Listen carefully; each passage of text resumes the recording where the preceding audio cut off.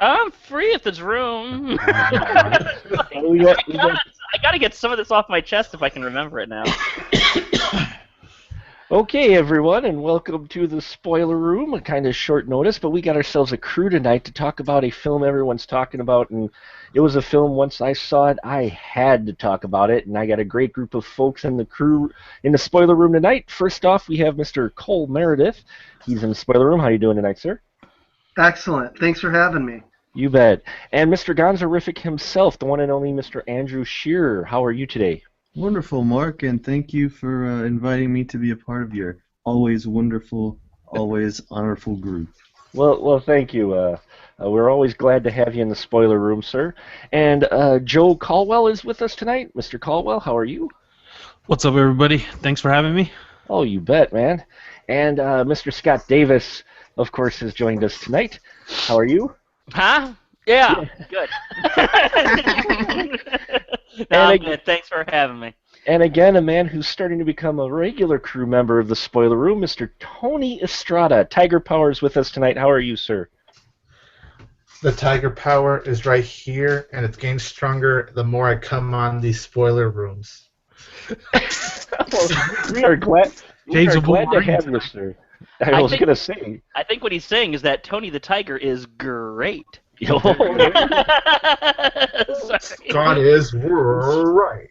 That was great.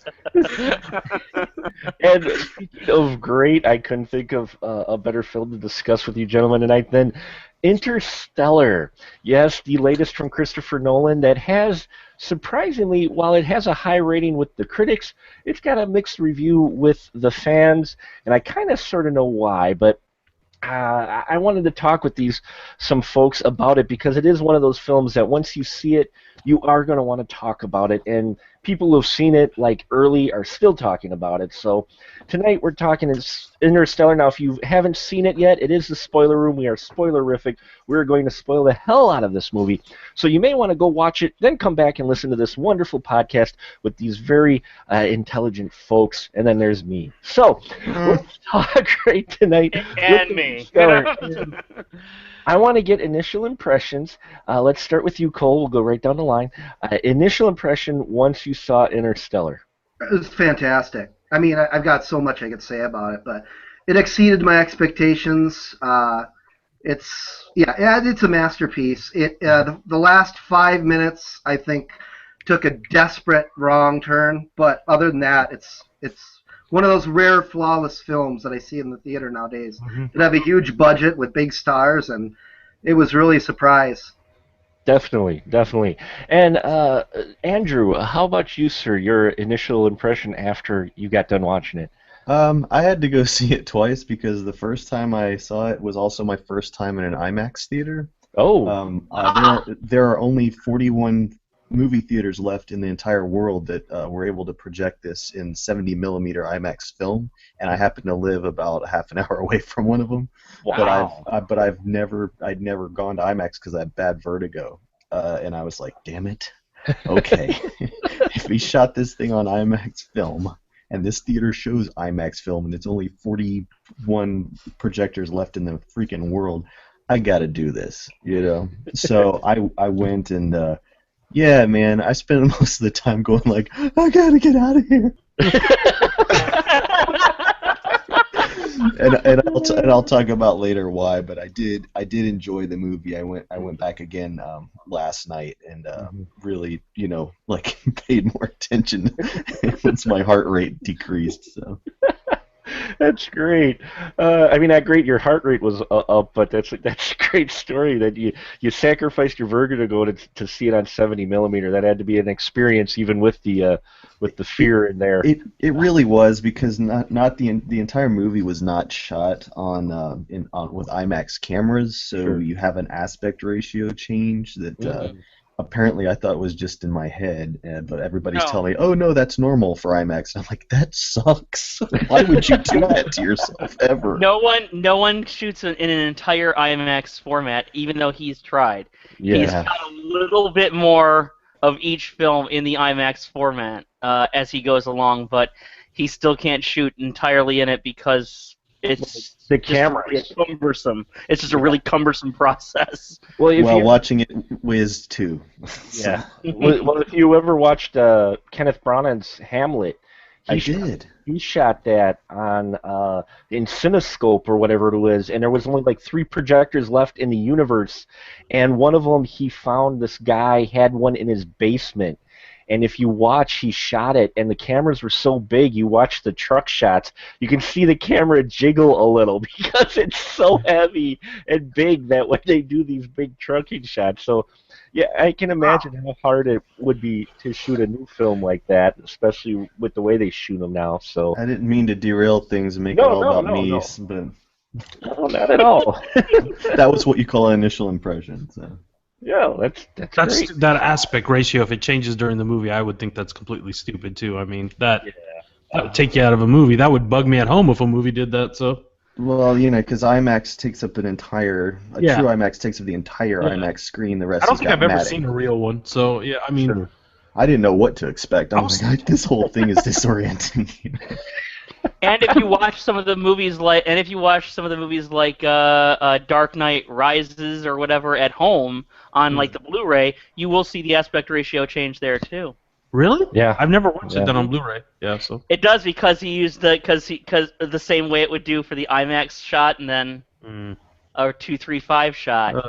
My thing would be like then do a 2.35 shot, then do the IMAX shot, and then go to a 1.85 1.78 shot. You don't always have to take up the screen. Sure you do. Sure you do. Mr. Joe Caldwell, your initial impression right after the lights went up after the film. well, I'm happy I watched it on a regular screen because it all looked good to me. I mean, like the looks of the film, I don't think anybody with eyes could, Yeah. disregard. So besides that, that article, I'm sad Brad isn't here because he had posted that article from Wired that Yeah. talked about the accidental discovery of they gleaned a little knowledge, I guess, off some of the FX production of this movie. So the guy said he'd get a couple articles out of it. I thought that was like pretty freaking cool. So Yeah. You gotta love a special effects engine that's physics is so real, science was able to discover something from a black hole about it. and at the same time, when you look at it, just basically look kind of like updated Kubrick shots. Yeah. That's it. But it just shows how good his special effects were too. It's like, Oh, Jesus yeah. Christ, Definitely. And Scott, what about you, sir? Initial impression right after. Well, what can I say? I mean, it's a big, ambitious, optimistic, visionary, long, convoluted, complete disappointment of a movie. Wow. It was I left. I was so pissed off leaving No that. way. Oh way. Let's get into it right now. Seriously, you didn't like it? I knew that I'm like, if I'm gonna be on this show, might happy someone didn't like because I don't know you guys personally, but I've gotten a little bit of your personalities and stuff. I know what usually gets some motors revving here, at least maybe I don't know, but it seems like I thought, man, I might be the only voice of dissent on this entire crew. At least someone needs. That's gonna be freaking brutal. Not at all. You know how we keep things in the spoiler room, so we're all friends here, Mr. Davis, regardless of taste. And, I'll get into it in more detail, I'm sure. Mr. Estrada, you sir, I think you had summed it up perfectly when you told me initially. But why don't you tell our listeners what you thought? Wow. All I could say is that I needed to breathe after I left that theater. All I'm going to say is that even though I did see this in a regular theater format, it's one of the best theater experiences of my entire life just because of how grand, how much of a speculation the film is. It is honestly one of the best films I've seen this year. It exceeded my expectations and gave me a little more. Like, I expected this film to be ambitious. I expected there to be big ideas, but I didn't think it was going to push it more further. And what Nolan did, even though it was risky, it was bold, but I really respect the guy for that. And even though I am still processing what I watched, I'm processing it in a very great way because it really is such an amazing experience in general. So I love I this like this movie. guy. See, And I don't use the word masterpiece often, but I would say quite in a way it is like a masterpiece to me. Hmm. And that's one thing is, and that's why actually I'm glad Scott has a bit of a different opinion on it, because that is the voice of some of the people's complaints. It's interesting to see what expectations are versus what the film actually is. And I think a lot of the criticism, not Scott, because I think I've got a handle on Mr. Davis as far as when he looks at films, but I know a lot of people out there who are Nolan fanboys who are very disappointed by this film. But when I see their criticism, I think it was because they were expecting something different from Nolan because we haven't really seen a film like this, not just from him, but from modern cinema in quite some time. Whether or not it was a completely solid film, if it had holes, you look at the film, and for me, the big thing was it was shot wonderfully, but it was not shot in your modern film style. You look at how long cuts you have in the space scenes. Me personally, I love the fact when sci-fi films acknowledge the fact there is very little to no sound in space. Yeah. And the fact you had a lot of silence in this film in a day and age when the sound design feels they've got to fill every inch of cinema, every inch of scenes on the screen with sound, either soundtrack, special effects, dialogue. Here, you get these shots that are just perfectly silent, and you're just sitting there going, "Wow!" I mean, for me, you Wow. know, it kind of brings you in though when they don't have the sound. It makes you feel like you're right there with them a little bit. Yeah. When they're like when he was going through the Event Horizon, mhm. the way it like broke up and it was just like no sound for a couple seconds, just him like shaking in the chair, and it's a basic freaking effect, but I was like, that's pretty cool. I mean, because most things you'd be like, oh, it's gonna be all flashing lights and stuff. Like I expected him, like contact this, bright, colorful portal or something, but it was just like in blackness, and that's kind of, nobody knows, so it's it's Yeah, all I mean, theoretical. some of the most sensational effects in this movie are not special effects. Yeah. Like when he gives the guy who's panicking the headphones with the nature sounds, and they let that just carry over the next That was shot. good. I mean, that was wonderful. And there's tons of moments like that in this film that are just truly special. That didn't need to be there, but are there because somebody cared, man. Hmm. Well, Nolan, I mean, I think there is a, you have to say there's a special attention to detail somewhat. I mean, I'm sure there's flaws, but when something's that detailed, I Yeah. love the grimy look, too. He takes like a completely different look with his art direction than like you were saying with most films, and it's really exemplified in the robots, because most 100%, 95% of your robots would be humanoid, especially nowadays because the special effects easy to do, like Elysium or, I liked Elysium, but I'm just saying most robots are going to be humanoid now. You just put a mocap suit on a guy, but he went the complete opposite way, and it turned out to be so good. Yeah. I loved how the robot was a very efficient, practical tool. It wasn't a humanoid. Yeah. What could Andrew, take Yes. most of it needed. Yeah. Andrew, what'd you think of the robots? I mean, normally in the past, I say 8 years, 10 years, sci-fi has humanoid robots. Were you surprised by the robots? I was glad, man. I mean, I was like, please, thank you for not putting all the emphasis on special effects. Make him like a gray pencil box. Thank you. Let's move on. It's ugly, but it gets the job done. Which, if you look at, I mean that's like goes against filmmaking. But if you look at how they do things in science and everything, Yeah. that's Well, the Why would they the be doctors- spending all their money on making robots look awesome? They had other things to be spending money on. exactly. Like, Not only that, in but their if you story. look back, if you look back, the Moonlander is. Yeah. It's not exactly a beautiful machine, but but what the it thing did with- was so beautiful, But it took the idea also out of there wasn't as many CGI shots because you could sit this box in there, and then from the long shot you could change it. It would change configure shapes to take like an animal gait or something, which is a lot quicker even than a humanoid shape. So at the same time, it was like way more effective than a human. And then in the close-up shots, you could just have like a box sitting there talking. And Well, the I way did- they did the voice, it wasn't roboticized at all. It was just like a guy talking like a normal soldier would.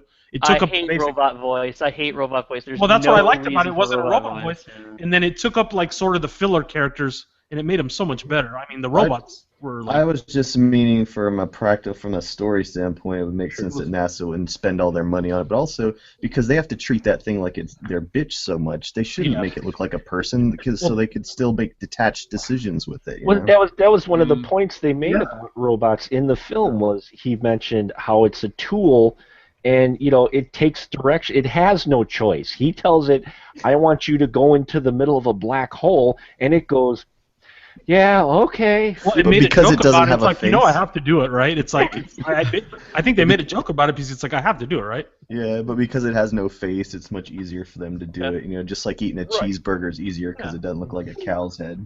Yeah.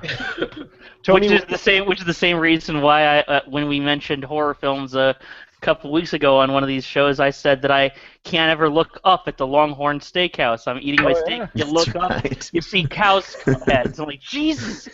Decor by Robert A. Burns. Tony, what'd you think of the personality of the robots? The robot's name was, I believe, Tars. There Yeah, was it was Tars. Case. There It was was Tars. two of them actually. There was Case, yeah. the Tars case. The robot I actually thought was really cool. I liked how he added tiny subtleties of comic relief. It wasn't anything too far-fetched. It wasn't over the top. It was just minor, simple humor, and I appreciate that about the character. And I liked how youthful he was, like especially in that one scene where they're all in the middle of the ocean. There's this big wave coming, and the way he just spins to save Anne Hathaway's character brand. I Yeah. thought that's what made the character just so unique, and I would definitely say probably one of the best robotic characters I've seen in the film in a very long time, honestly. Well, because back up to that point, he basically looked like the monolith, from 2001 or whatever, and then he's like configured into this crazy shape in the action. except he's not an Autobot or anything. He's just a simple, like a transformer. Yeah, Yeah. he was, but it made sense, and that's what I liked is that it did make sense that they give them personalities, but in the end they're just this big square box that you can easily dispose of if you have to. One of the questions there's three questions that came up, three things that I want to talk about, and Scott will definitely like the last one. I've got three questions I posed after I saw the film. No. I asked a question in the Twitter feed right after I saw this. That is Interstellar one of the scariest movies I've ever seen? Is it one of the deepest movies since 2001? Or is it just a group of babbling science babble? And in all honesty, I think it's a little bit of all three, and so I wanted to talk about those three things tonight, guys.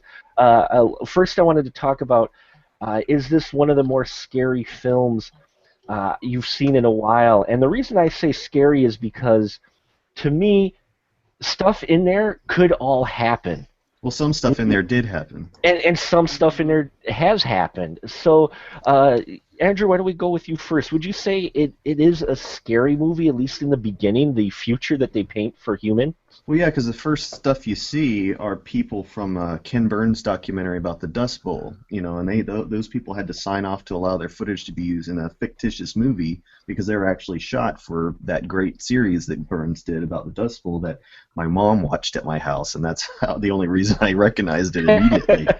Because I'm like, whoa, that's the freaking Dust Bowl. Those people are talking about the 1930s, So right away, you're put in something that happened in real life, so you're like, crap, this already happened, really. So, now it's going to happen on a global scale. Immediately, you're just connecting the dots, remembering what happened in the Dust Bowl, and you're like, all right, I can totally see that putting us in this really awful place. So, yeah, I think it's a movie like, what's the scariest movie? Contagion, I guess, probably the most plausibly frightening movie I can remember recently. It's science fiction's, its job is to do that. It's kind of give you. I mean, obviously, it's still fiction, right? Yeah. but it doesn't have to get as real as it did. But we live in an age of picky assholes on the internet, so they really need to go in there with stuff like that. Here are real human beings, Yeah. So Yeah. I thought it was a good choice, and I agree, it is scary. Cole, what about you, sir? A little bit scary glimpse into what could really possibly happen? Yeah, it was. I mean, yes, I think that all movies like in this genre, like Red Planet or Sunshine, always have a similar vision of the future. What made it scarier to me was how they wove it into the plot. They gave you the information on the future. I mean, aside from the opening bits of the documentary, they gave you the information about this future world through characterization. I mean, a lot of it came through the meeting with the teachers and McConaughey right up front, and they slowly give you this information as you learn about these people, and you realize that wow, farming is like the biggest thing, one of the biggest things you can be. Which I live in a farming community. That's pretty fucking horrifying. I mean, the idea you have to farm, that's like what you have to do is scary because that's hard work, whether you're in the apocalypse or not. And then, I mean, it is scary, but I think it's the way it was done, not necessarily the vision that we might be fucked very soon. I think that's in all movies of this sort, they paint that vision, but they did it here minimally with minimal special effects. Just a little bit of dust and the ritual of setting the table. That was brilliant too. The drum. The drone. That's an amazing sequence. I could talk about that sequence alone for 10 minutes because that's another sequence that didn't need to be there. It added a lot to the background of the world, though. Well, yeah, that's true. That is world, like a lot. He explained a lot through that sequence, and it kind of gave it explained what I was going to say about that. How you were saying that they set up a lot without minimal special effects is each character kind of represented like a viewpoint of society. Like the school counselor, and then him, and then the son and Michael and all these people. So I thought it was pretty, like you said, they minimal special effects because he doesn't like to use a lot of CGI from what I've heard, and they set up the desperation pretty good, I thought. I thought they set it up too. What about you, Scott? The vision of the future. Usually, in a film like this, I think we would get exposition, like dialogue or voiceover, but we don't really get that here. Yet you don't get a huge detail, but it makes you think about what they've got. It does, and it represents it talks about the future, and of course, so it being a science fiction film, of course, the future has to suck. because that's that's why you get these dystopian societies, and often, in a less ambitious film, the future would suck just because it sucks. In this one, it does give you some kind of originality to what it is. I saw parallels to the Dust Bowl, even though I didn't realize that the footage was actually from that documentary, and stuff like that. And the bit, though, that I found most frightening about the future, because I think that you did use this as a launching pad for its story, is what I was saying. Is a lesser film would just have that there. This one actually used that to try to show how we can excel beyond it, even though people seem to not have hope. The scary part for me was that parent-teacher conference where they're talking about how the moon landing was propaganda and everything. Yeah. I mean, and that's just a symptom, and you just know that was just one of the things in society that they were doing. It was this anti-intellectualism that was being thrust upon the nation, and this is what anti-intellectualism gets you. This is what happens when you say, when you deny moon landings, when you deny the things we've accomplished, when you deny evolution, when you deny all these things that a lot of these people would like to put in textbooks now. And some school districts have actually succeeded in putting similar things in textbooks. When you get to that, it's an anti-intellectualism that ends the argument instead of beginning a new debate, and it often winds up making us feel like it makes slaves of everybody because Sure. it has us, you know. That was the point. Yeah, I mean that's Yeah, the and point of the I movie. liked that bit where he says that we used to look up and now we just look down. Yeah, the dust. Yeah. Where because I think it does make slaves of all of us. It makes us doubt our own self-worth. It makes us doubt our place in the universe, and I think that is a anti-intellectualism is a very, very, very dangerous place to ever take society. When Well, that people was realize that power is gained by keeping people ignorant and desperate. You know, I think that's probably the most frightening aspect of the story. I'm They sorry. picked a good person to play her too, man. She looked like a Republican cartoon. Yeah. It's like rural Ann Coulter. Yeah. What about you, Tony? Did you find that teacher who was kind of scary in her complete belief of this falsehood in history? Yeah, I would say that the teacher was pretty scary, but but for what the movie as a whole and what it tries to tell you, I do agree with you, Mark. In terms of how the movie makes you think, it is pretty scary because none of us can predict how the future is gonna be. We don't know when the world is gonna end. We don't know what society is gonna do. We don't know what the government's gonna do or anything like that. So we just know that whatever comes for the future, we just have to, I guess, hope for the best. So the movie does really make me think a lot in terms of not just the future in general, but your whole life. Like, where's your purpose in life? Where is life going to lead you?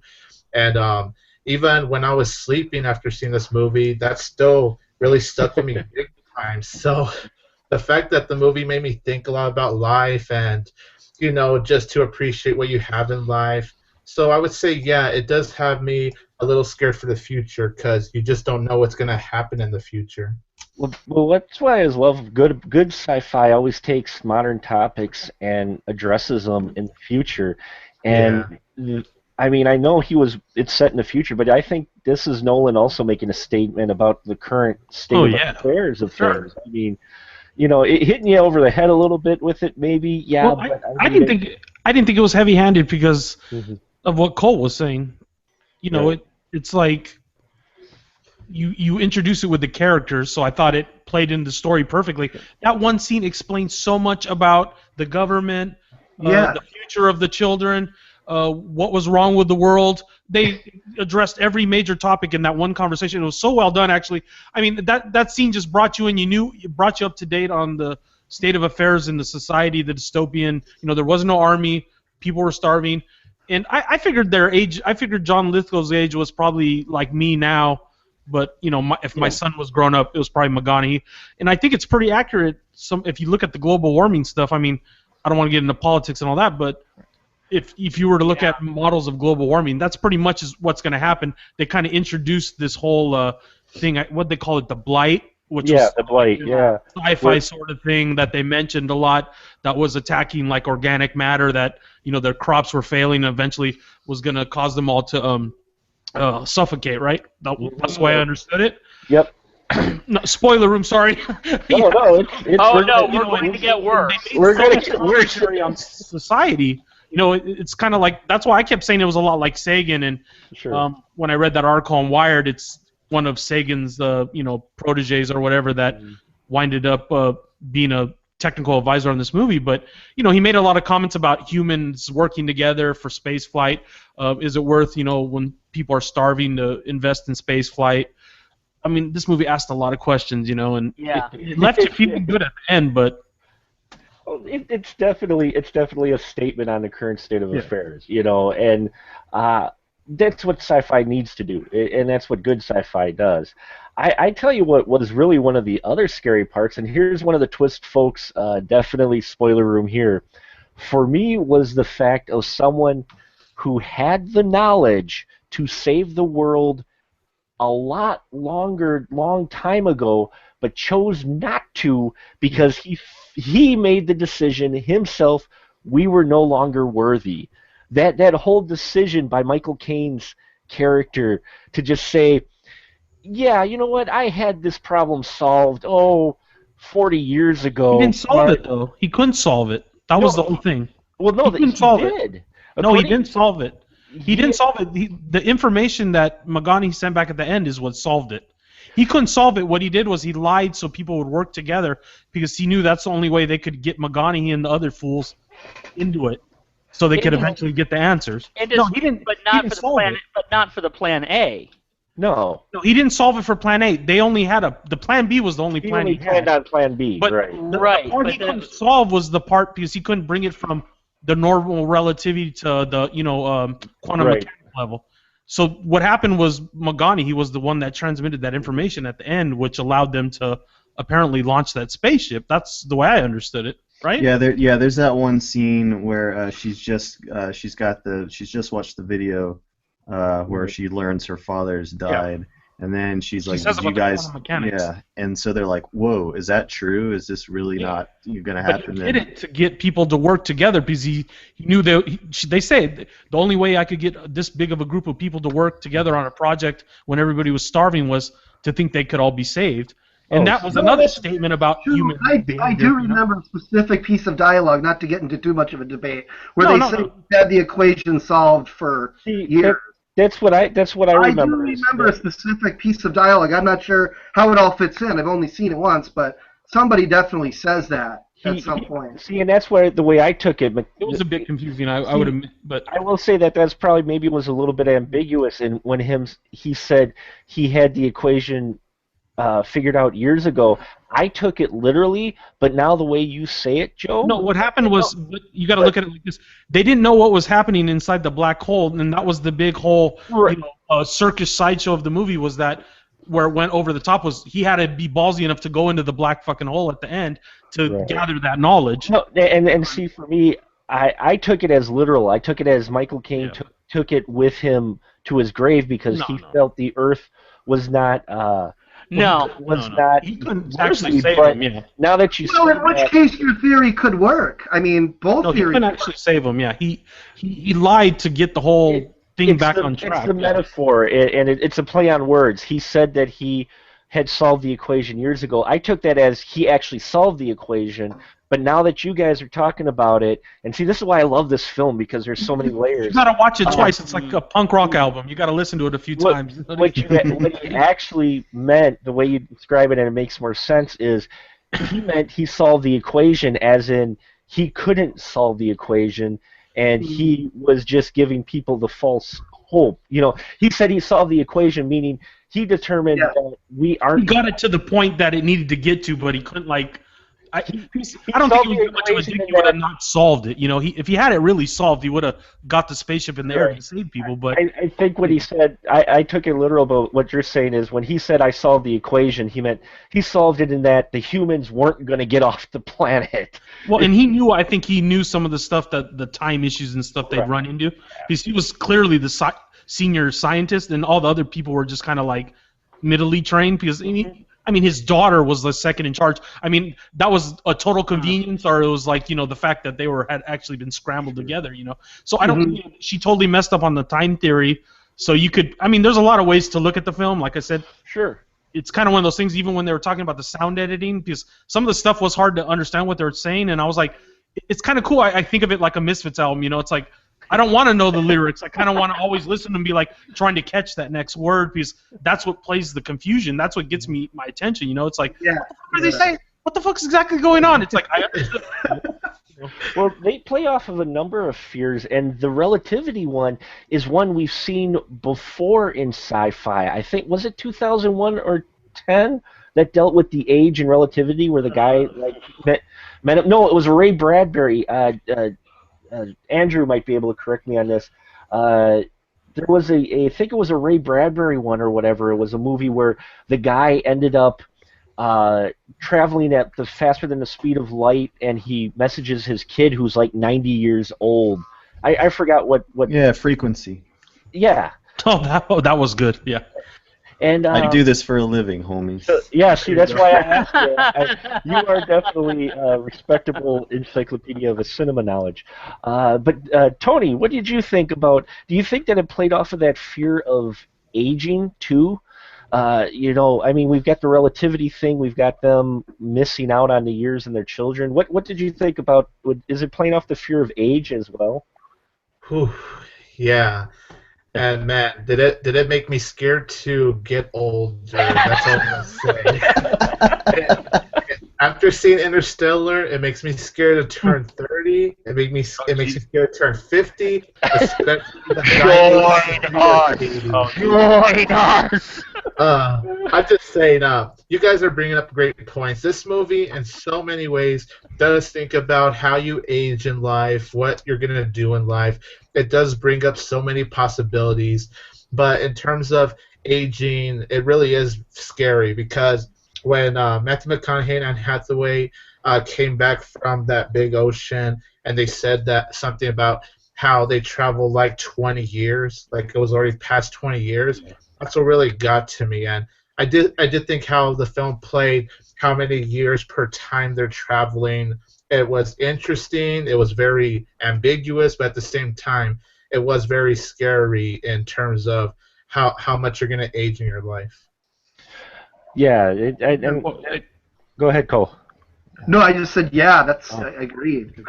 I thought it showed like the human sacrifice necessary. That's like in it. Those scenes I really liked him when he came back and he was looking at those videos of his daughter, and I mean not the daughter but the son, and then switched that in age or whatever. And I was like, man, that just shows like the sacrifice necessary. Even to travel to, Mars is like a massive. So to travel those distances, and it shows the human sacrifice that would be required to sort of, get that far, and that's why McConaughey I thought was great because he kept the Russ Cole character to a minimum, and but he was still over the top enough to keep it kind of light at the same time, I like that scene, like you were saying, where he put the nature sounds on the guy's ears.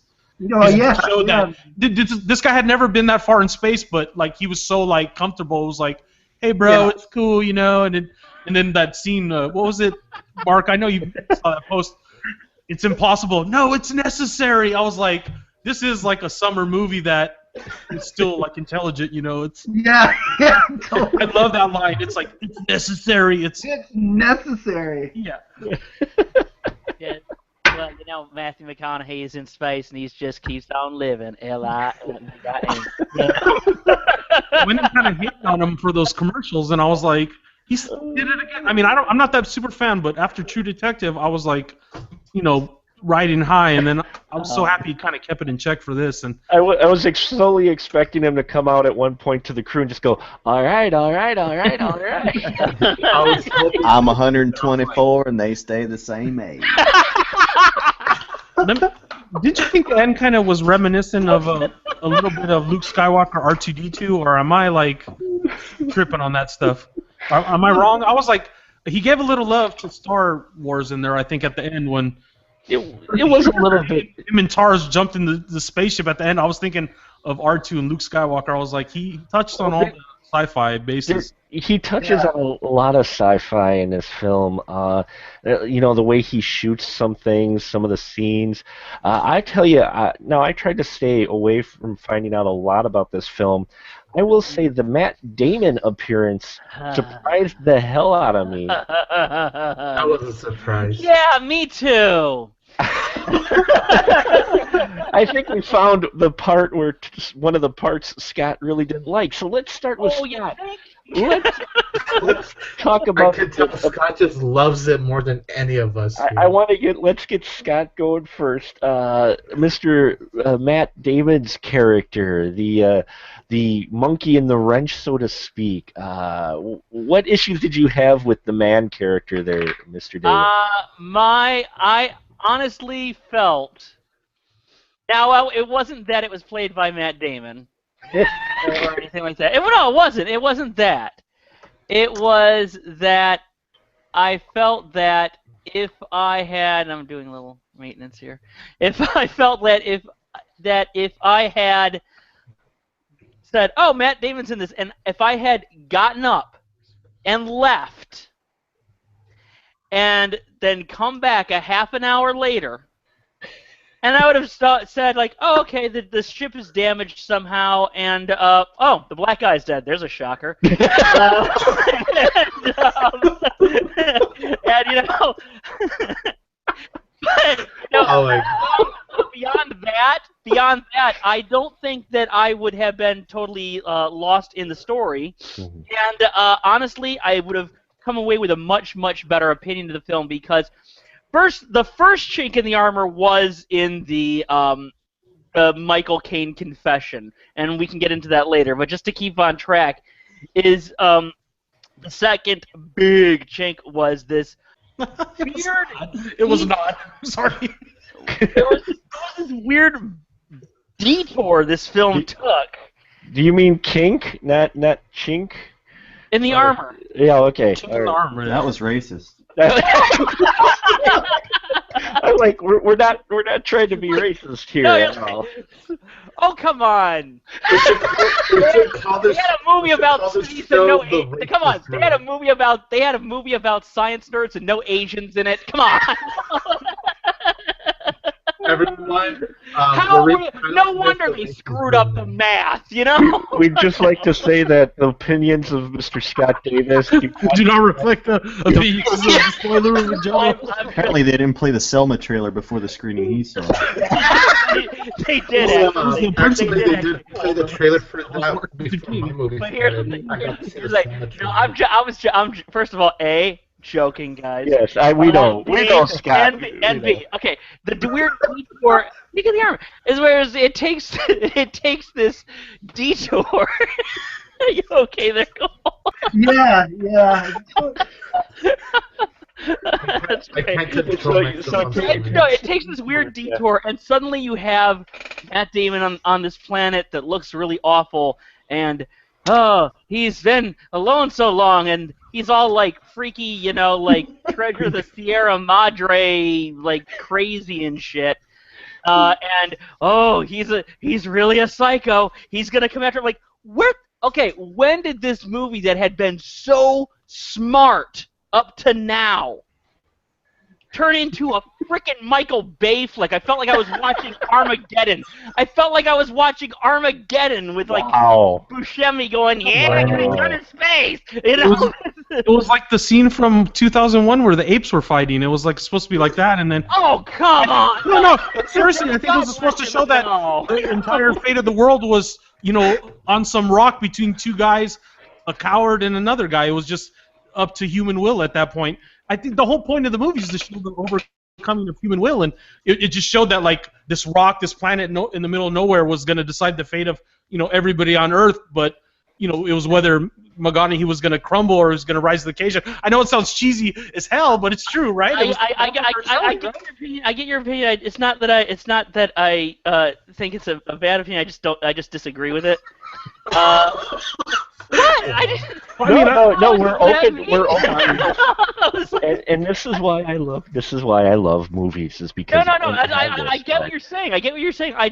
It's an It interesting. felt a little out there. I mean, it felt out there. I'll tell you that. It felt out. clunky.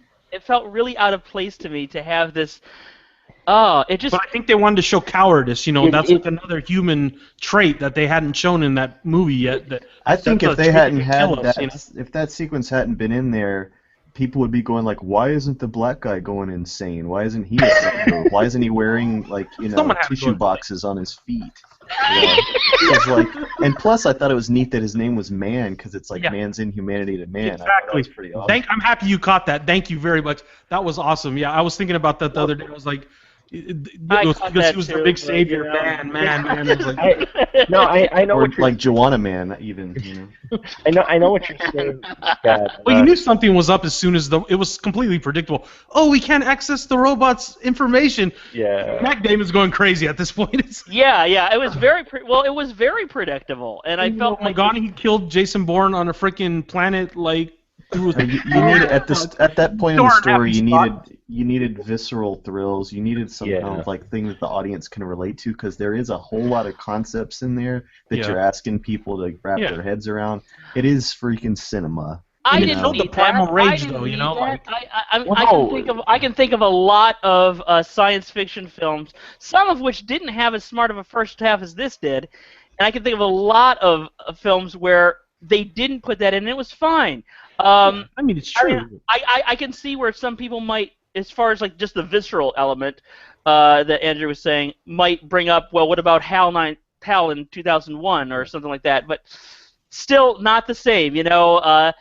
I think there's about movies movies like like 2001. I think about movies like Journey to the Far Side of the Sun, also called Doppelganger, Moon, or even another McConaughey film, which he was not as good in, to be fair, but Contact, which somebody brought up, didn't really. Well, it had a bit of it with I the was gonna stupid say Rain of Fire. apocalyptic people. Oh, But I Rain mean, of Fire, I all wasn't right. I wasn't gonna do Rain of Fire. No. All right. Sorry. Rain of fire. Chance. With the dragons, yes.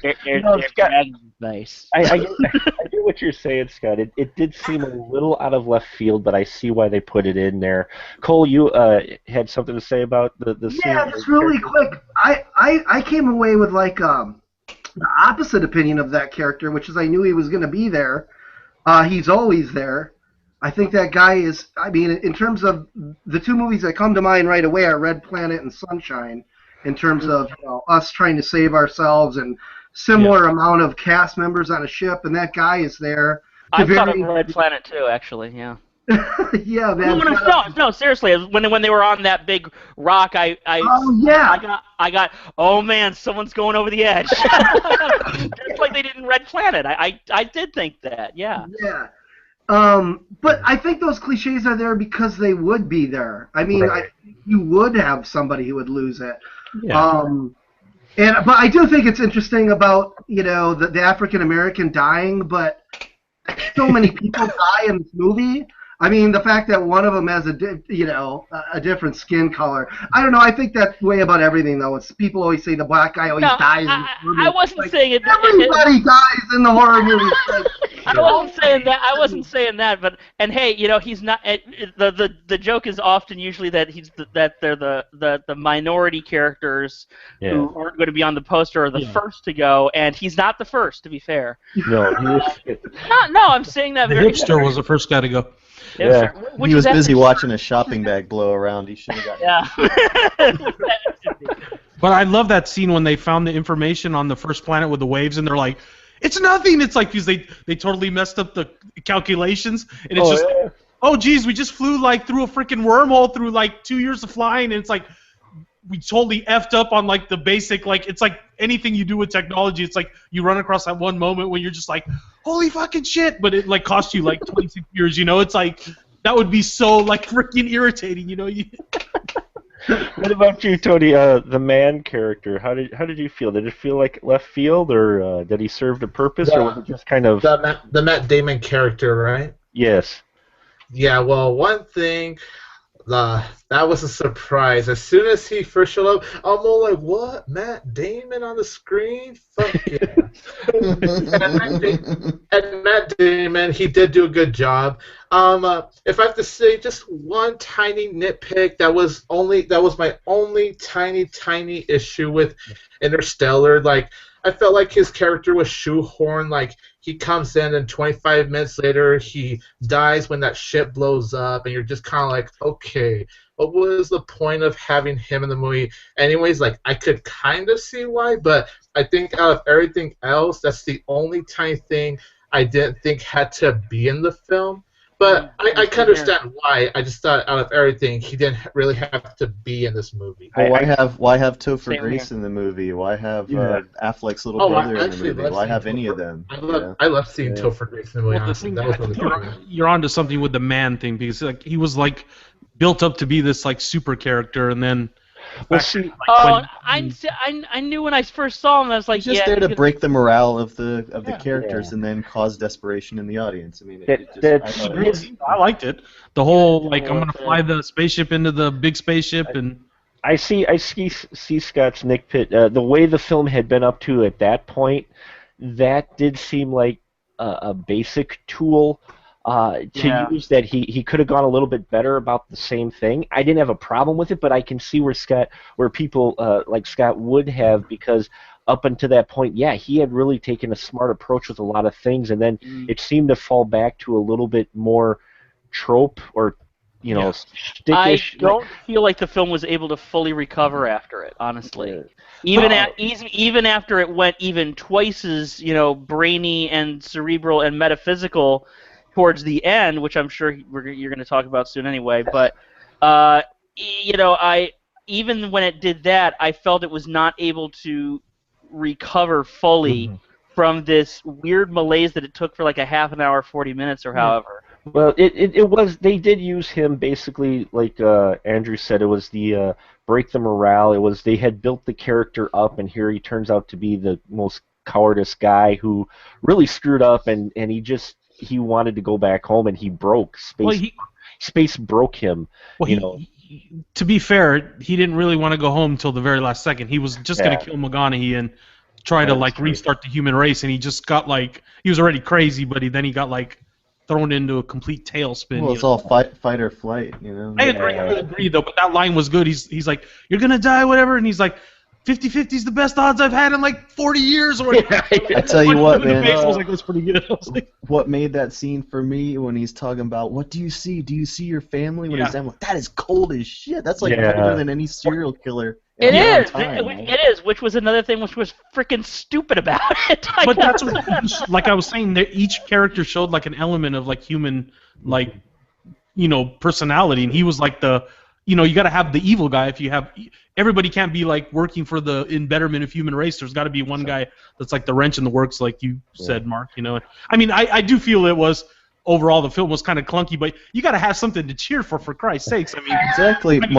Scott, look at it this way, man. You're the voice of dissent on the movie in this podcast. You're the man of this podcast. Oh no! Start there, man. See, you made it work. Wow. You see when you're dying. No! You're making it work, man. No. We need you to make it work. It was. No, it's going so well. No, I get what you're saying, Scott. I can see it from that, and that's what, again, why I wanted to talk about this film. I just watched Jack Frost Part 2 before I did this podcast. So tell y'all where I'm at. Cerebral mode for the Went right to the exact opposite. The teeter-totter jumped the other way with Jack Frost. I bet they didn't discover anything after that movie was filmed about science. So the film definitely, I think we all agree, though, at least, even with the bad man part, that it addresses a lot of fears amongst humans. And it was an interesting film. I just thought it was an interesting failure of fears that we have in each other. So speaking of it taking kind of a not-so-smart move with man, as Scott said, would you say, and make an argument for our guest, and I'm sure Scott will definitely be able to do the against, is the... Did this have a feel? Like a modern 2001, or maybe closer to 2010? Tony, what would you say? Have you seen 2001 or 10? No, I haven't, honestly. Oh, you haven't. Okay. But I do hear lots of conversations comparing to it. Some say this movie does pay a reminiscence to 2001, A Space Odyssey, and others say it really doesn't. So it's all it's kind of half and half based on what I'm reading online. Cole, what about you, sir? Would you say that it's probably one of the closest films that you would have to 2001 or 10? I mean, quite possibly. I didn't think about either of those films while I was watching it, though. Yeah. Honestly, I just, for some reason, I don't know. For some reason, I honestly just didn't think about those films when I was watching it. But yeah, I mean, I could definitely see that. I kept thinking of, how much it improved on Contact, to be honest. Oh, thank God. And also, I kept thinking of Event Horizon, because they almost had the exact same theme. Well, the wormhole explanation scene is exactly from. I'm like, he got this from Event Horizon. Like, he must have watched that. Well, that's the same with the pencil through with the piece of paper. Exactly. With the piece of paper. Yeah. But those are I'm just mentioning little things. I can totally see that, Mark. Yeah. I didn't think of either of those films.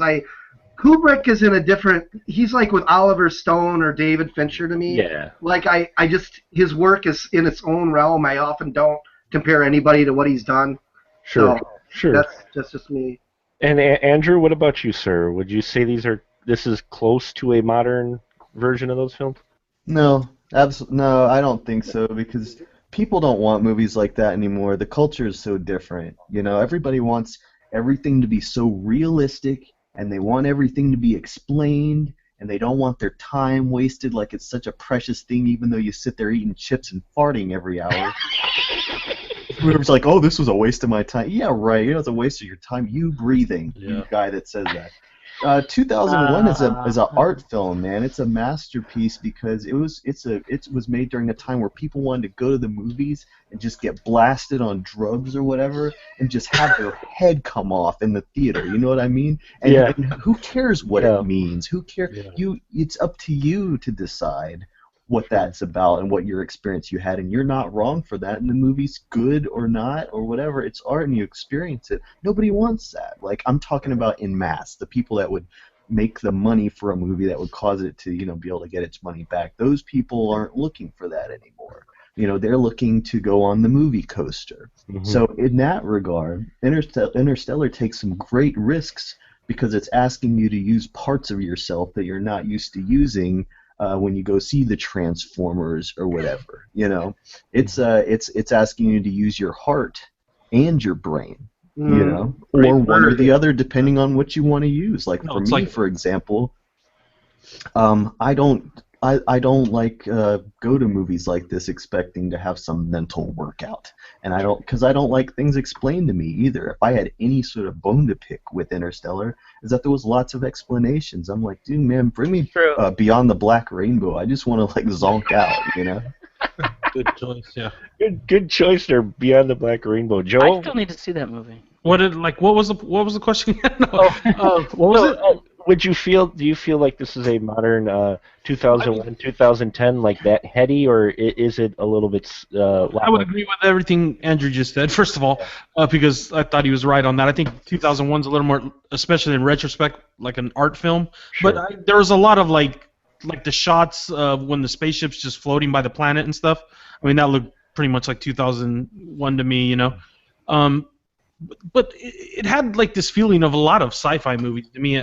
Contact, I like Contact, but to me it was just more like Contact than anything else. I mean, it just was screaming Carl Sagan. But that's writing, So in film, I would say, yeah, I don't think there's too many sci-fi films like this that are this big of a budget. I think Sunshine was probably one of the last ones. But that even ended in a fight, you know what I mean? Like a fist. Yeah, absolutely. So, it's kind of like that's always just to show, I think, that like, and a lot of people hate that movie because of that scene, and it's like that's just to always show that man is its own worst enemy. It's not the technology, it's not the planet, it's man is its own. That's cheesy as hell. But this movie was kind of cheesy and over the top, and that's why I didn't think. I thought they asked you to think like, Andrew was saying, they ask you to use muscles you never use, but at the same time, it was kind of friendly. It kind of sucked you in with a little bit of that blockbuster feel. And, hopefully someone picks up a book and learns about quantum mechanics. Not that I would understand it, but I mean, totally. At least read a book, Carl Sagan, something. Jesus. Yeah, man. But, and Scott, would you say that you would have? I get the feeling from what you've been saying that you almost prefer Nolan would have gone the full 2001 route than trying to. What it seems like from what everybody's saying is kind of play both sides of the fence. Yeah. No one understands 2001. It's so self-explanatory to me. I mean, it's not like guys, read the book if you don't know. It's really I love 2001. I think that comparisons to 2001 are unavoidable just because it similarly has that tunnel that you go through. It also has the silence in space, which was very refreshing. But I think that I saw certain elements of 2001, but I saw certain elements of other movies. I started to mention them before. I saw elements of Contact, which I also liked quite a bit, despite some weak links, which actually I thought McConaughey was the weak link in Contact, but I thought he was good because he's learned to really up his game. He's upped his game considerably since the 90s. Also, I thought about movies like Moon, Silent Running. Also, Again, a movie I mentioned briefly, a film called Doppelganger, also known as Journey to the Far Side of the Sun, that came out in the 60s. A lot of the stuff, especially towards the end and stuff, where they're talking about different dimensions and everything, and people are seeing. I'm like, ooh, I know that movie. I would be surprised if they hadn't seen it too, because it's a very cult movie. A lot of people haven't seen it, but a lot of people who want to do smart science fiction films have seen it. Right. And so I saw elements of all of these things, and honestly, if I probably watched it again, probably a lot more. Mm-hmm. As far as the man being the worst, the most, our biggest enemy being ourselves, I totally agree with that assessment. I just felt like that was already covered in the Opening. and yeah, in the opening of where people are just they've stopped looking to the stars. Yeah, They've opted to defeat themselves, everybody up to and including the Michael Caine character, which I also had problems with. So, but anyway. Well, yeah. we picked up on that real quick. So, I mean, for me, it is a little. It's probably one of the headier, even though it has a lot of people say it has weak points, and Scott's made some very good points. I still think if you look at the body of films that have come out, say even in the last 10 years, of wide release sci-fi type of films, this is probably one of the headiest ones to come out in that time span. Whether or not you really liked it or not, at least tried to go to a different level than that. I do see, though, as Scott's mentioning, there are parts in here, though, where it almost seems like he had to come back down and bring it down so that you didn't completely lose your audience, which you could have done completely, though, if you wanted to appeal to more than a certain group of folks. But on the whole, I think it is one of the more intelligent films to have been made, even though it did fall back on some tropes here and there. And I think he kind of had to with today's modern movie audience, which kind of leads me to the last question that I had. This film has a lot of science babble in it, if you will. For a film like this to wide audiences, do you think they may have gone? I mean, do you think there may have been too much of that? Was that really needed, considering probably most of the people watching it wouldn't have understood half of it? Or do you think that it was explained good enough, that they had just enough to make it seem plausible? Because I see a lot of science debates going on right now, and it made me think, is this film just filled with a lot of science babble, or is it, just how real did it sound, and is it plausible, or was it a lot of just terms and No, I mean, go ahead, Joe.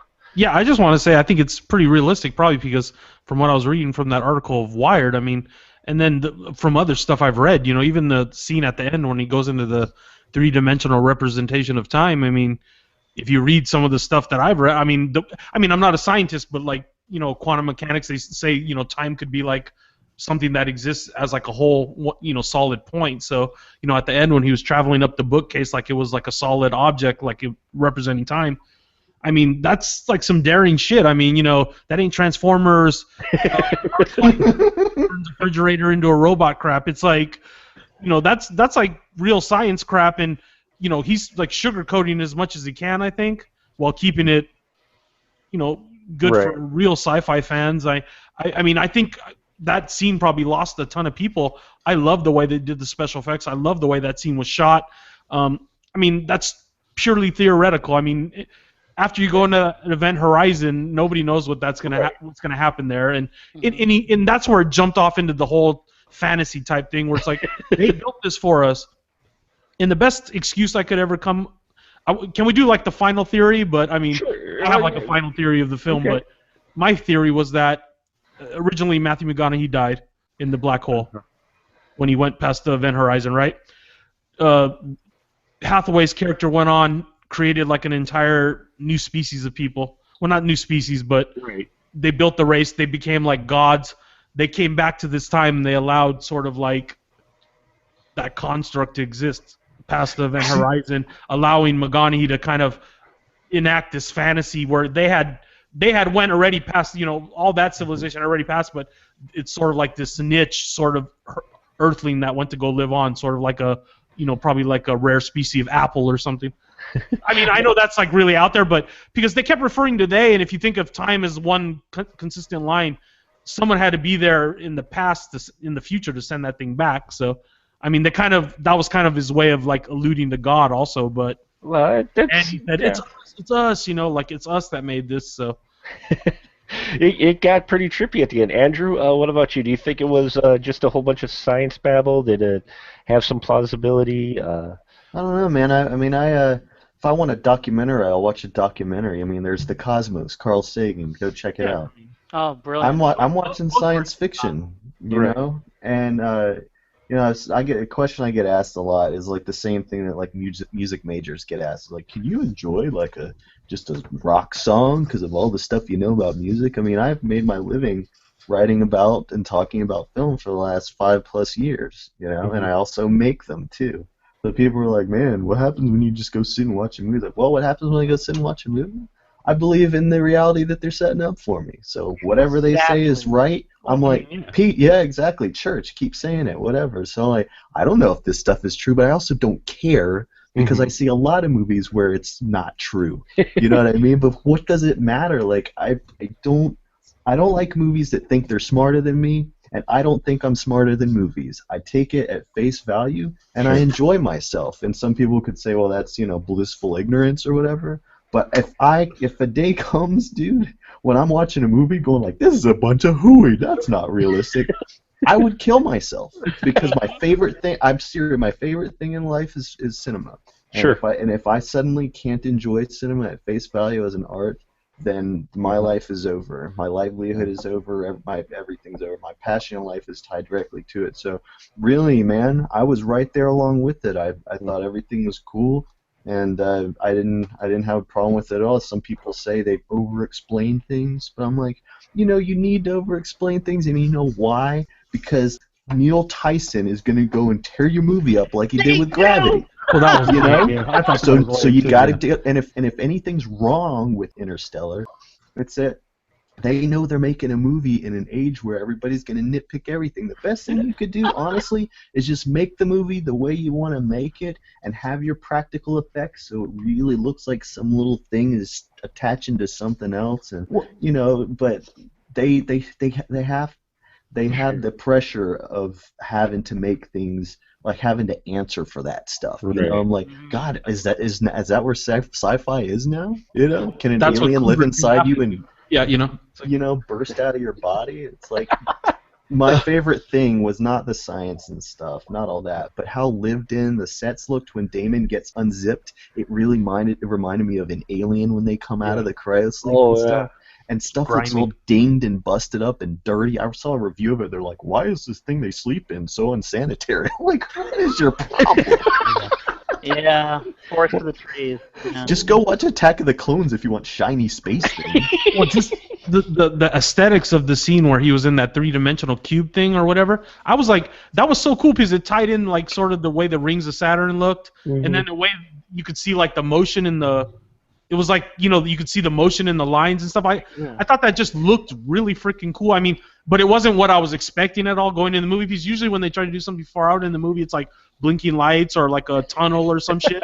But that was like, okay.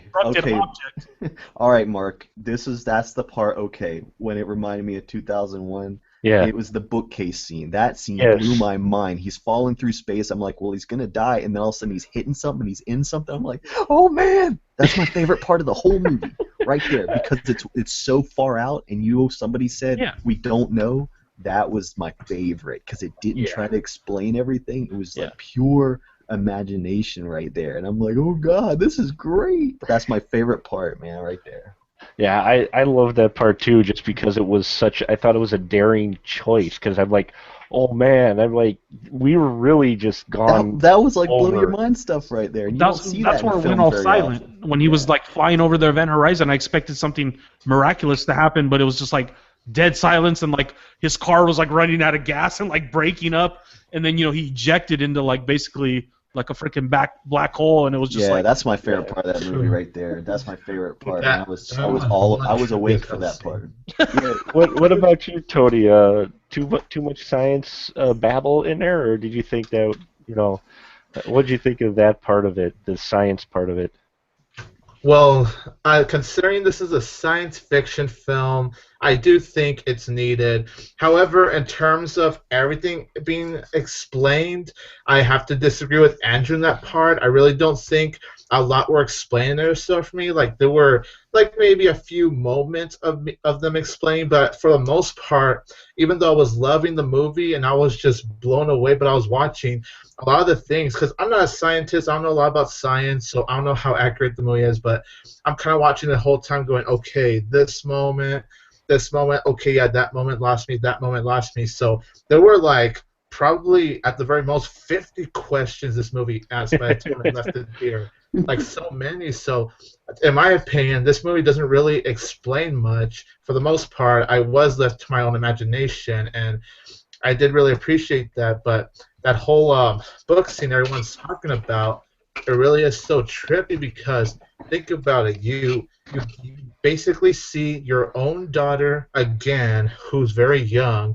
Jessica Chastain is very older. You're kind of like, come on, Jessica Chastain, catch him in the ghostly form. And then that's when she figured it out. And I can understand why people might think it's far-fetched, but it's something that Christopher Nolan does beyond cinema that many filmmakers really don't do. Like, you could hate on Interstellar. You could say it's good but not great.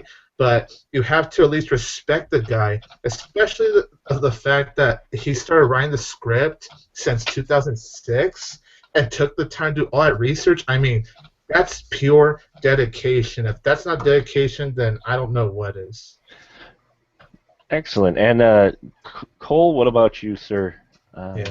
I mean, I think it was all just right. I mean, in terms of scientific explanation, I know a little bit about this. I mean, when I was younger, I'd say I know a lot, but I'm far from a scientist. But I have read actually a lot about this, and to hear them describe the black hole, when he sees the black hole, he says it's not like the pictures, and then the fact that they tried to actually show you that. I mean, this is the bit of the science geek in me coming out, but it was pretty damn accurate in terms of trying to wrap my head around what a three-dimensional black hole would look like and how you would travel into it.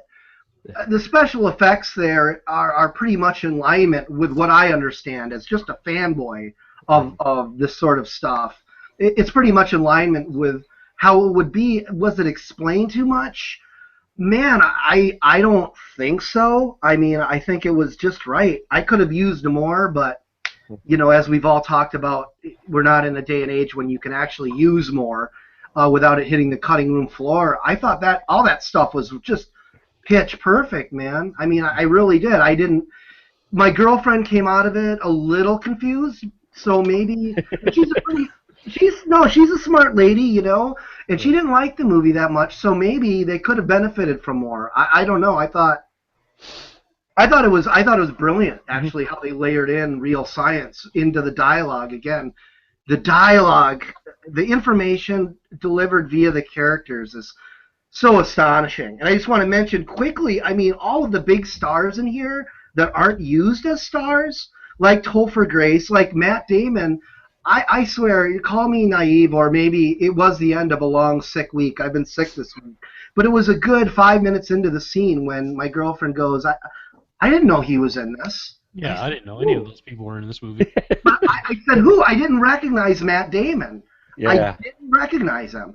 I was so into the movie, or maybe it was just that his hair was wet, or a wig in or wig loss. I didn't know that was Matt Damon. I was into it with the character. I knew this guy was going to be the evil, the bad guy. But anyways, the science that was delivered, there was a lot of science delivered through just Matt Damon's character, even though he was bullshitting everybody.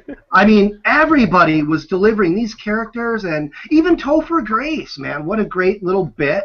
I mean, not anybody who's ever rocked my world, but I thought he was perfectly cast. And Casey Affleck delivering just the right amount of information, his character, and how he's slowly burning his crops and how he's almost given up on his family's health in a way. What was the Uh, blight? I think it was supposed to be like another Yeah, it was side another effect horror of light, yeah. global warming type stuff. Yeah, yeah. that Oh TB. God, that was. Oh man, when he's like, I guess his baby had died because Yeah, it seems like the Yeah. children are dying from it. And he comes back and says he buried Grandpa in next to Yeah. the baby. I'm like, oh Oh yeah. man. I And mean, McConaughey had to react to all that stuff See, on a and screen. and that's part of the thing that I liked about the film was the fact you didn't mention it all. If you catch things like the kid, him losing a kid, Yeah. it's mentioned in passing in one line, and if you miss Yeah. that, you might actually miss the fact because it throws you off. You wonder why are they calling the kid Cooper when the first time we were introduced they said that they didn't name the kid after him, Yeah. and so I'm like, well, why are they calling him Cooper? And then you realize, oh wait, that's the second kid. Yeah. Oh. And Yeah. then then he just drops that line. And like you said with Topher, that is a great moment where he's checking out the people and he's like, "We've got to get them out of here now." He doesn't explain what's wrong with them. Exactly. He doesn't tell you exactly what's going on, but you can piece together if you've been paying attention during the whole film. There's some kind of health-related problem with the dust. Because and there's the another line environment. about that. She says, "What happens?" What PC says he's going to take over another guy's farm. She said, "What happened to farmer blah blah blah too?" Yeah. And he just looks at her like, Yeah. you could tell there's something like killing people Yeah. via love. Everybody's had that moment in Walmart where you see that couple and you're just like, want to take their kid away. Look, we got to get you out of here now. Scott, what about you? Is this where you had problems as well with the I live in Florida, so I see that every day. Oh. And let me tell you, before I move away from the South for good, I swear to God, I have to swing by Georgia just to hang with Andrew for a second because I agree with everything he said.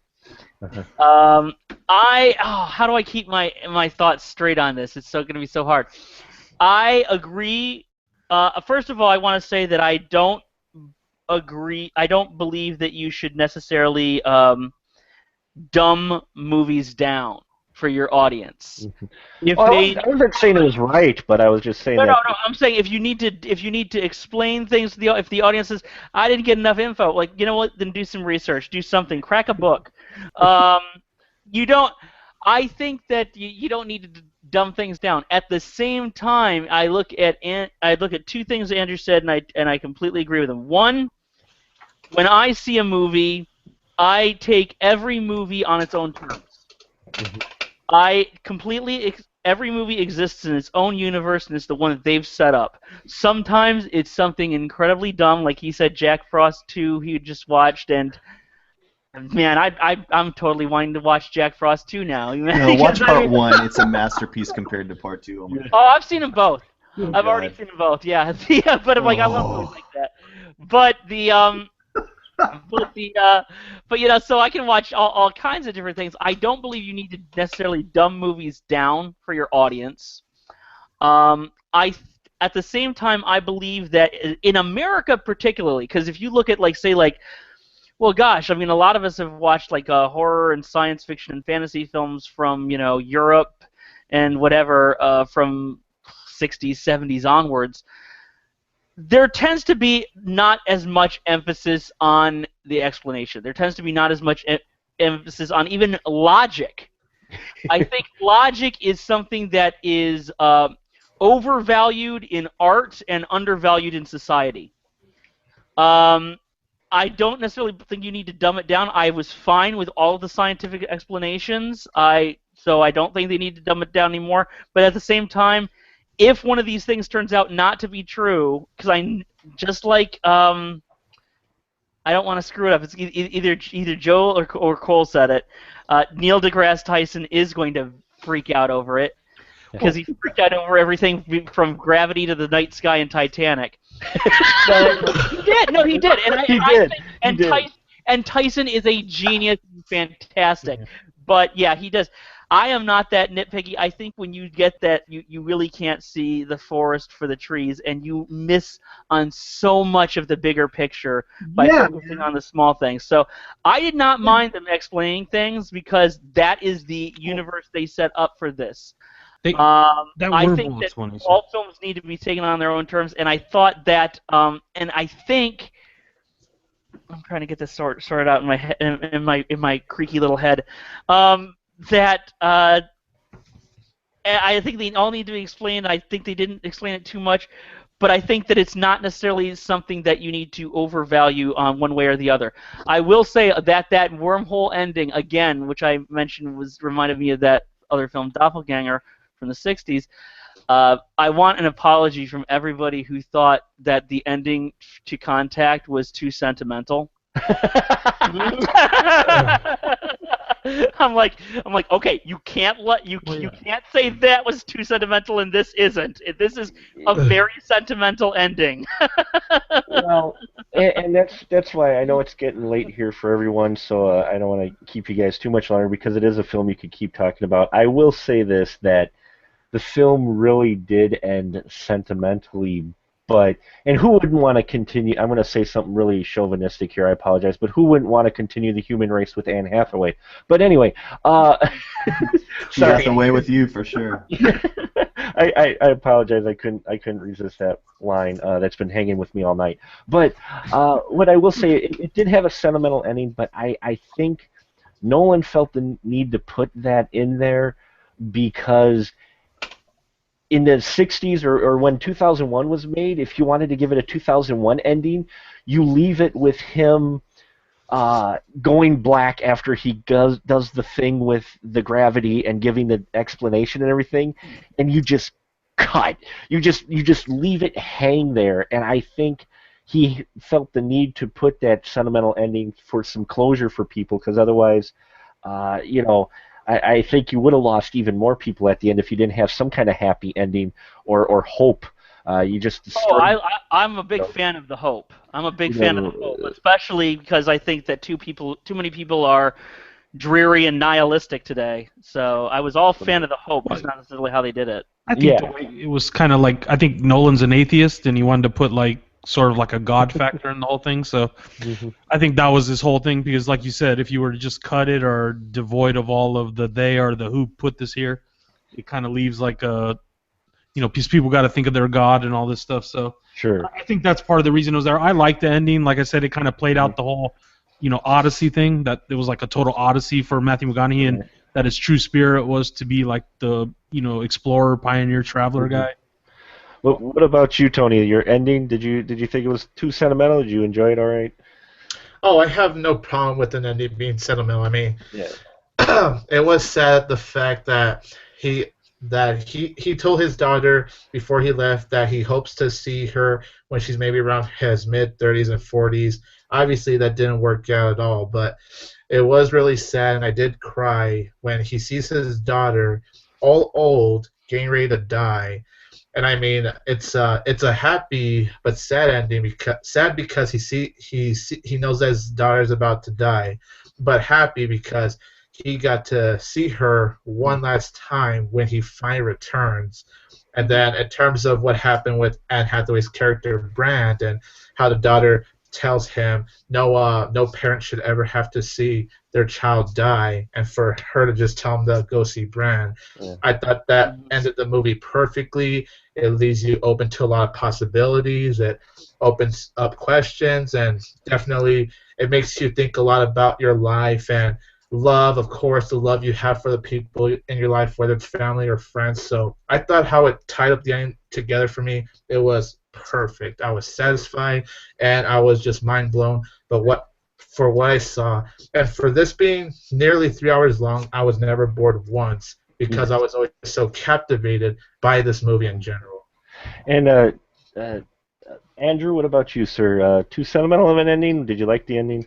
No, man, you can't be too sentimental when you're making a love story, which is what Interstellar is. I mean, Interstellar's a love story. And what's neat about it is that you got John Lithgow's character early in the movie is talking about people being obsessed with the next gadget and having everything, and then later in the movie, man talks about how are you going to get people to care about people that they're never going to meet. How and stuff like that, and so it's really got a message of not just because people are used to seeing a love story. It's about two people, this person, and somebody could say, well, it's about McConaughey, he's in love with Anne Hathaway, but that's not it at all, man. It's about the interconnectivity of mankind and loving each other and caring about the future. And so, like Scott said, there's a lot of hope in it. It's like, well, because that's the theme of the movie, and there are little drops here and there.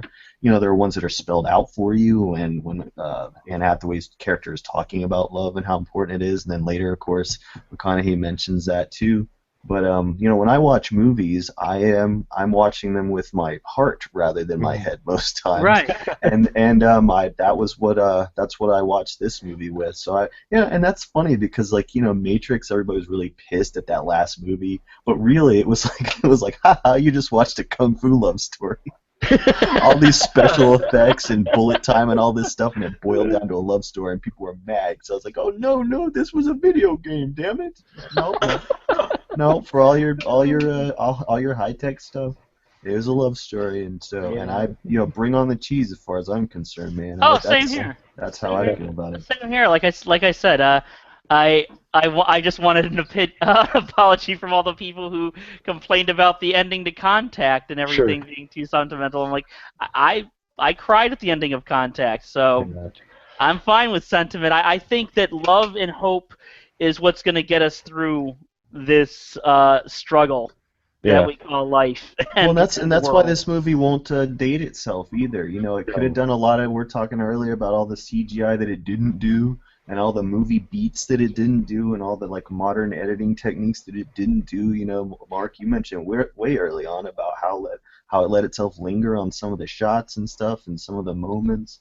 That's going to make it good in another 10, 20 years, when a lot of these other things are going to seem like movies of their time, which people will get burnt out on CGI, and they will see stuff that's got a lot of computer effects. We'll be like, oh, dude, that's a really a 2013 type movie. Yeah. And they'll be riff tracks of the Avengers. But this movie will dodge the bullet because it actually dared to just do some things that cinema that's always going to be cool, which is do real shit, have real models, have some real time, real space, and appeal to something like love, which no matter who you are, you should be able to connect with it. Yeah. And Cole, what about you? The last thoughts on the ending of? The ending was awful. I'm talking about. Really, does Christopher Nolan have a family? Like, he wouldn't introduce himself to his fucking grandchildren for 5 minutes? You just spent the whole night drinking a beer with a robot. Well, I sure like looking ahead at the future. You wouldn't introduce yourself to your grandchildren and your family? Just be like, hey, quick handshake to everybody. No, he's gone, and never mind the fact that technology has changed. He just knows how to operate this technology that's sitting there in the wing, and come on, they don't have video cameras and monitors, and he just stole the ship, and he's gone, and through that ending, that was a wretched ending. I'm sorry, I don't know what they were thinking about. It almost annoyed me, but the movie is so fantastic that I give it a free pass, because for whatever reason, I'll trust Nolan. He felt like he needed to do it. But that was ridiculous. It was an ending that I didn't have too much problem with, though those questions did come up. But because I think by that time in the film, I was so into it and loved the rest of the spectacle, I was trying to figure out how they were going to end it. Yeah. And part of the ending, while it didn't appeal to me as much as the rest of the film, I know why he did it. He had to, as I mentioned before, because I think with the modern movie audience, if you don't give it to some kind of ending like that, you're really going to lose people, unfortunately, because we have such a culture today with film watching audience that, lowest common denominator, and this is kind of a level above that in many respects. So, but it is getting late. We'll tie it up here. I just want to say that I don't think Nolan makes this film. Had he not made the films prior, including the Dark Knight trilogy, I don't think he could have got this movie made, or if it would have been received like it had been. Would you guys at least agree with that? Oh yeah, definitely. Creative control. Yeah, he wouldn't have had the creative control on it. I think that the last two Batman films that he did were done in part so he could make his other films like Inception and this. Right. Yeah, definitely. Yeah. Because those two, Inception and this, seem so totally different from the Batman films, and the other films, those more mass marketed films he's made. So, Well, Del Toro does the same thing, man. and One Del for me, Toro, one for you. yeah, he Del Toro, had he not had the reputation he had, would have never been able to make Pacific Rim. Let's face it, Del Toro did not make Pacific Rim in order to make money. He made it because he wanted to make a freaking monster film. I had the feeling with Interstellar is Nolan had this wild, great idea with sci-fi. He did his research, and he wanted to make an epic, like, sci-fi film, old school, and that was his plan. And so he went out, did these other films so he could do things like Inception and like Interstellar. So I think we'll wrap it up tonight, though. It is late for some of our friends here in the spoiler room. Let's just go down real quick. Cole, for those who may not have heard of you before, where can they find you? I'm on Facebook currently.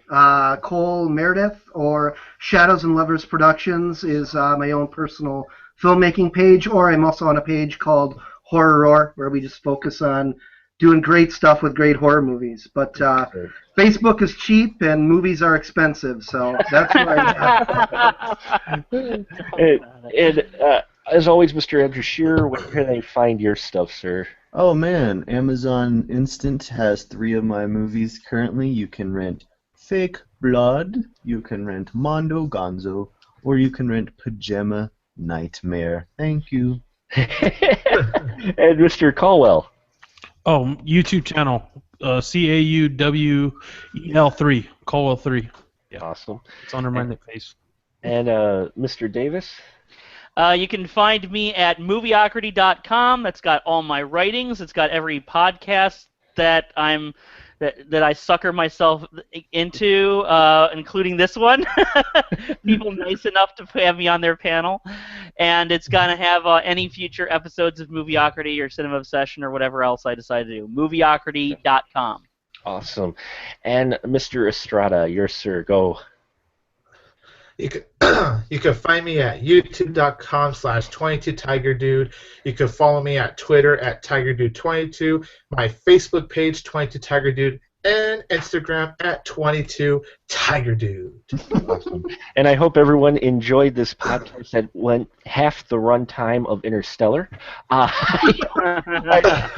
it shows you what kind of film this is, whether or not you love it or hate it. It is a film that will be talked about, I think, for quite some time, and it is one of those that will be viewed in 5 years, and people will still talk about it. It is a different film than one of the mass-marketed films that we've been inundated with for many years. So that alone makes it a bit of a special film to me, is that at least someone trying to do something different, and hopefully it starts a trend. I hope you've enjoyed this. You can catch our podcast and the other ones on our iTunes channel and Stitcher Radio. You can go to specialmarkproductions.com, where you can find links to all these fantastic people who join me and babble about movies for an hour and a half. I appreciate their time. Go to specialmarkproductions.com, check it out. You've got links to our old shows. You've got stuff that I do on the Final Cut for my movie review, as well as We Live Film. I appreciate you listening to our deconstruction of Interstellar, if you will. Hope it makes you want to see it. And if you like it, hey, even better, hope you talk about it with your friends, just like we did here tonight. Because here in the spoiler room, our conversation is fresh, even when we spoil the movies.